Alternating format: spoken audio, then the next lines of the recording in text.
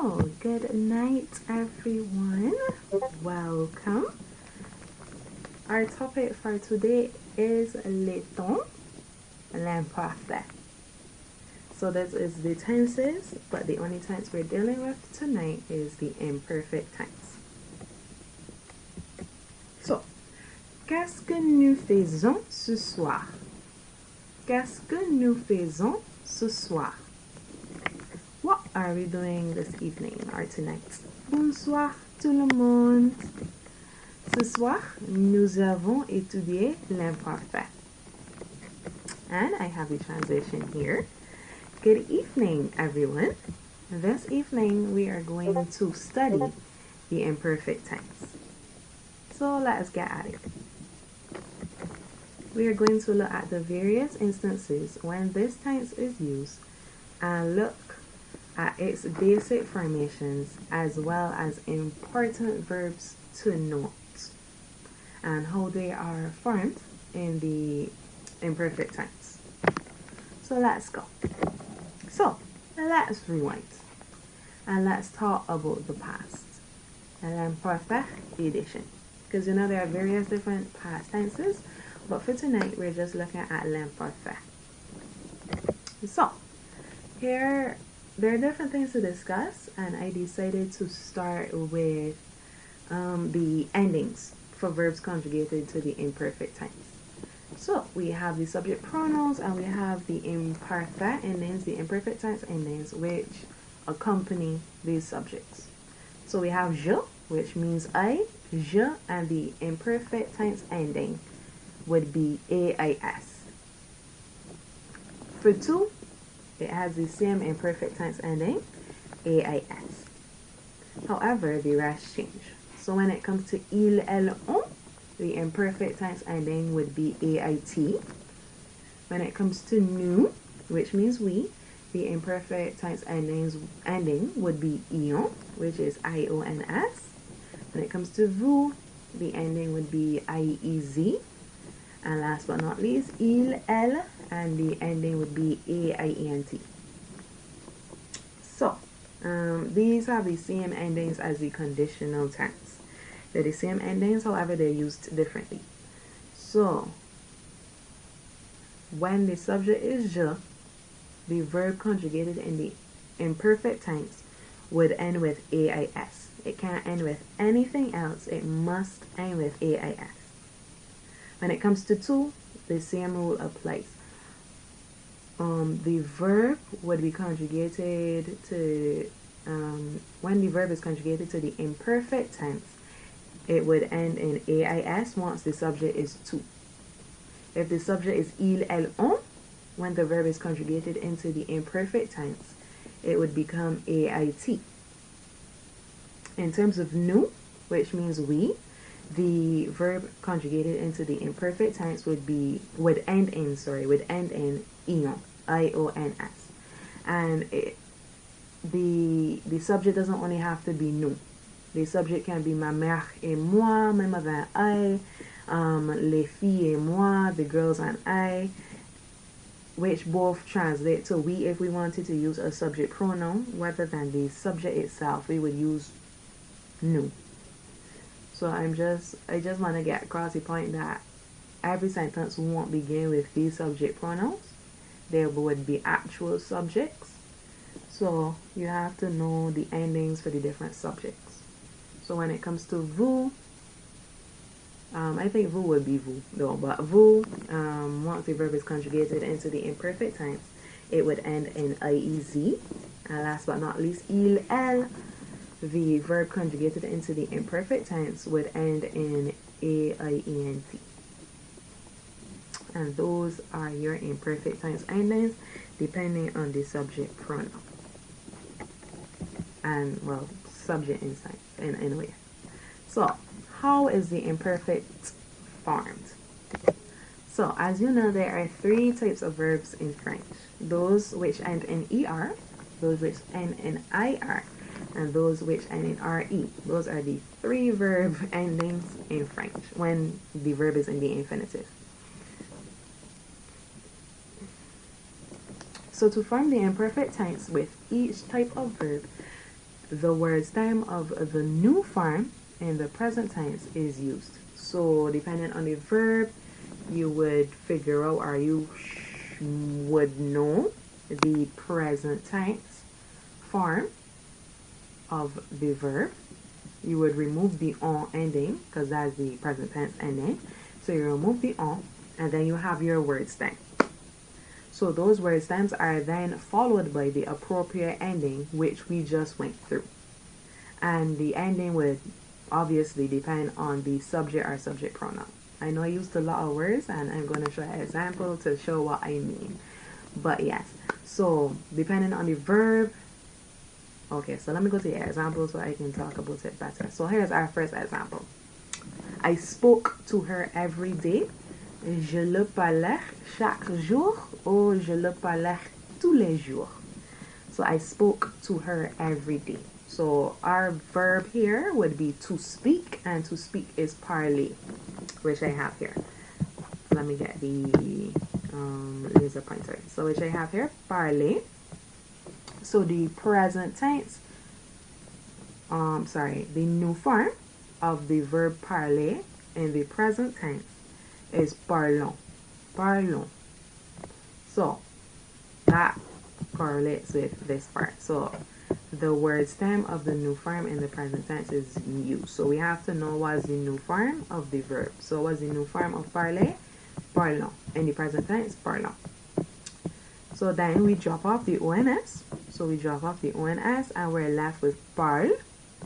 And then we add on the appropriate ending depending on the subject. So the subject here is I, which is je. And the imperfect ending for je is AIS. So we add that on. So it becomes parle plus ending. And in this case, AIS. Je le parlais chaque jour ou tous les jours. So hopefully that was clear. We had parler, we conjugated, well, in a sense, we conjugated the verb to the new present tense. We dropped off the ONS from the new. We dropped off the ONS, and then we added the appropriate ending. Hopefully that was clear enough. So next we punished our cats every week. So punished, the verb here is punir. And is we, the new. So either way, the new form, the new form in the present tense is used, and the new form in the present tense is punissons. So what do we do next? We drop off the ONS, we remove that, and we're left with punis. We're left with this part, punis. And then we add on the appropriate ending depending on the subject. The subject here is nous. So we have our punis, and then we have our ion, punition. We use ion because the subject is nous. We use punis because the new form in the present tense of the verb punir is punis.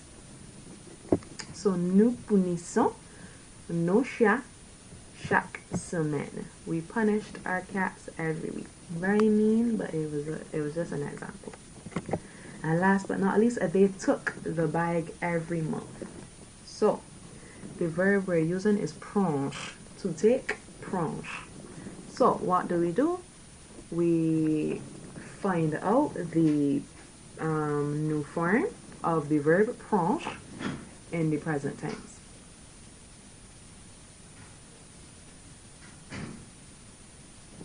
Yes, so we find out the new form of the verb prendre in the present tense. So in this case, the new form is prenons. Is here prenons.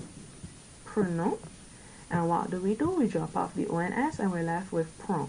P-R-E-N. Prend. And then the subject is they. So we use the appropriate ending which goes with they, which would be il or elle. And the ending is A-I-E-N-T. So we add that to the prend. So what are we left with? Prenez. Prenez. So they took the bag every month. Ils prenaient le sac chaque mois. They took the bag every month. Hopefully that was clear. So we move on. So now we look at when do we use the imperfect. So there are different situations or topics which would invoke the use of of the imperfect tense rather than the passé composé, which is a different past tense that we will look at later. So right now, we are going to look at the different topics or situations which consist of feelings, an action which was interrupted by another, date and time, conditions, an action which was carried out habitually in the past, descriptions, and last but not least, age. So those are the 7 different topics and situations which would invoke the use of the imperfect tense, and we're going to look at each of them individually. So let's go. So first and foremost, feelings. And we have different feelings here. We see smiles, anger, confusion, chilledness, flirtatiousness, or that's a feeling. Anyway, nonetheless, we have different feelings here nonetheless. So we use the imperfect tense to talk about feelings of the past, because remember this is a past tense. So here are English examples. I was angry, I was happy, I was hungry. I believe hungry is a feeling. You feel hungry, so yes, I was hungry. So now we have the examples in French. J'avais faim. I was hungry.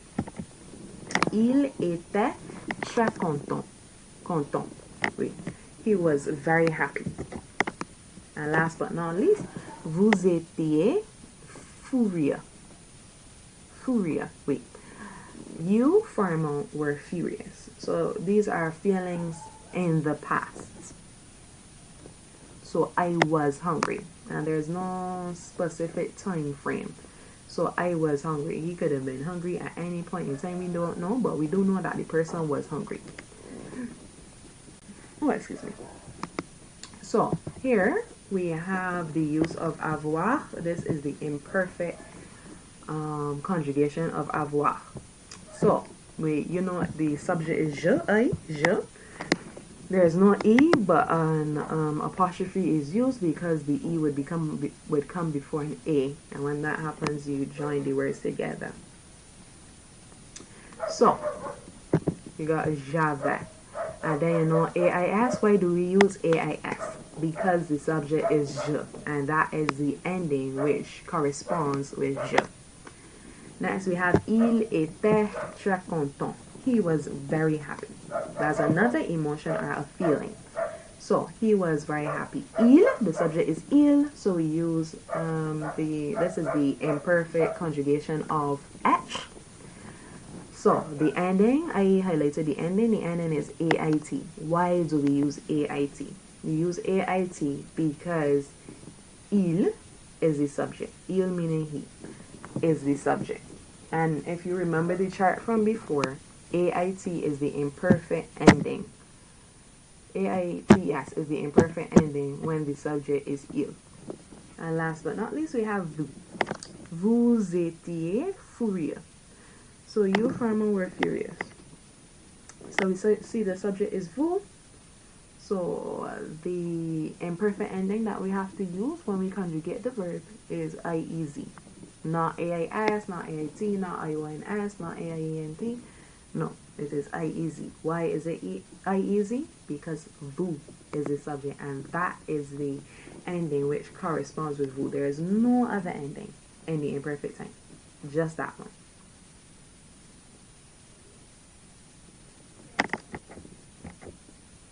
So, next we have an action which was interrupted by another.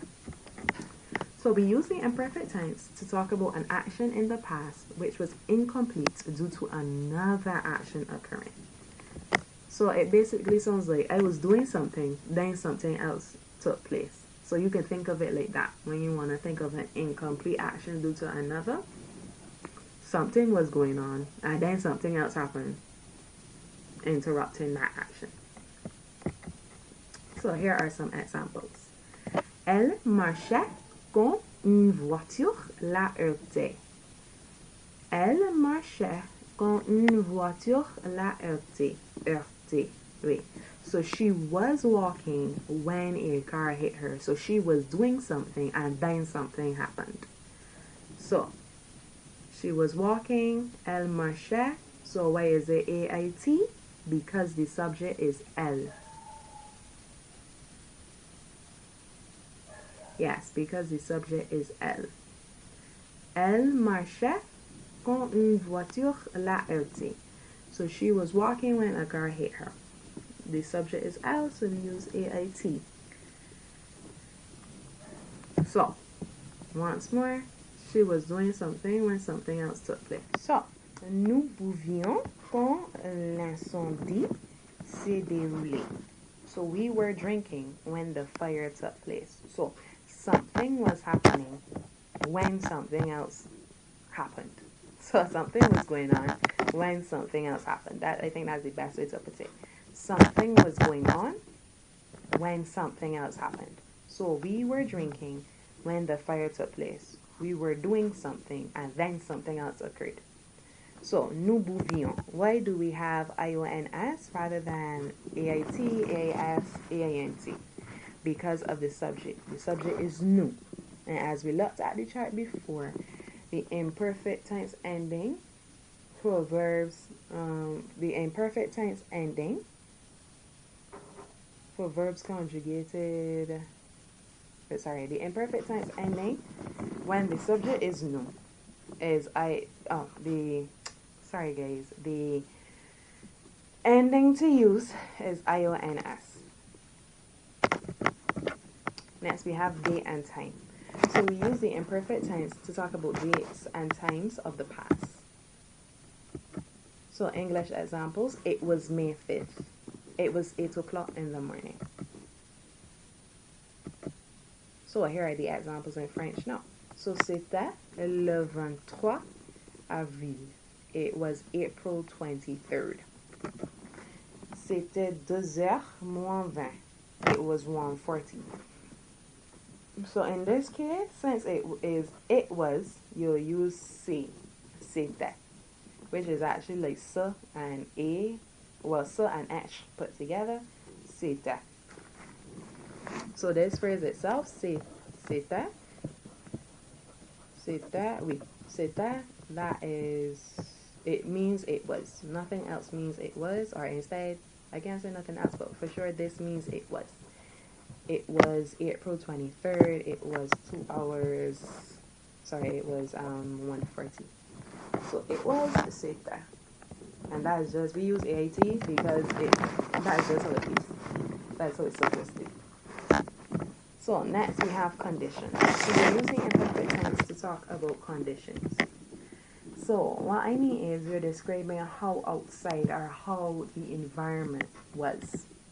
So here are some examples. Il faisait mauvais. It was bad, meaning the weather was bad. Il faisait mauvais. Il faisait mauvais. It was bad, meaning the weather condition. So why did we use, well, when you're talking about the weather, you use faire.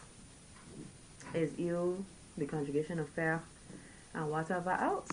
So il faisait mauvais, so that's why we use faisait in this sense. We're using the imperfect conjugation of faire.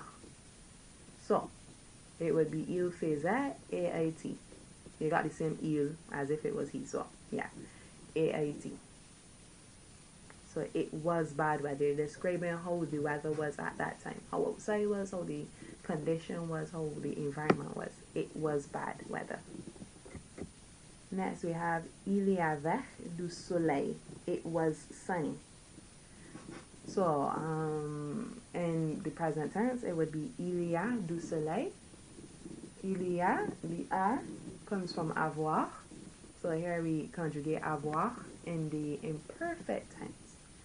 So il y avait du soleil. It was sunny. And we use the AAT here as well.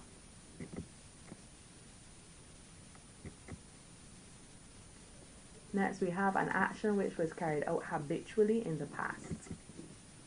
We use the imperfect tense to talk about an action which was carried out habitually in the past. So it reads like, or it is said like, I used to do something, or I did this thing every so and so. So I did this thing, and then you just use a phrase which indicates regularity. So, on vendait des boissons le mardi. One sold drinks on Tuesdays. So, that indicates regularity. One sold drinks on Tuesdays. On vendait des boissons le mardi. One sold drinks on Tuesdays. And why do we use AIT? Because the subject is on. And that is the imperfect tense ending when the verb is venge is conjugated into the imperfect tense. Next we have ma cousine courait 3 kilomètres chaque jour. My female cousin used to run 3 kilometers every day, or my female cousin ran 3 kilometers every day. That is habitual action. Ma cousine courait 3 kilomètres chaque jour. Habitual action. So, courir comes from courir, to run.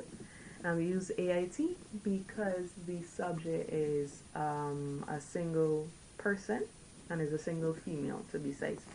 So, ma cousine, elle, if you replaced ma cousine with a subject pronoun, it would be elle.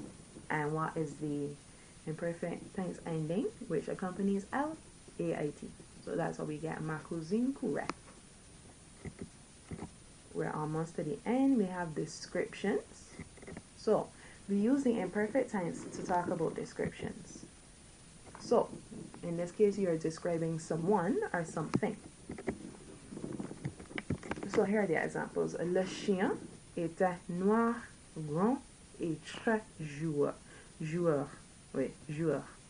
The dog was black, tall, and very playful. Not like this dog in this picture, but nonetheless, the dog was black, tall, and very playful.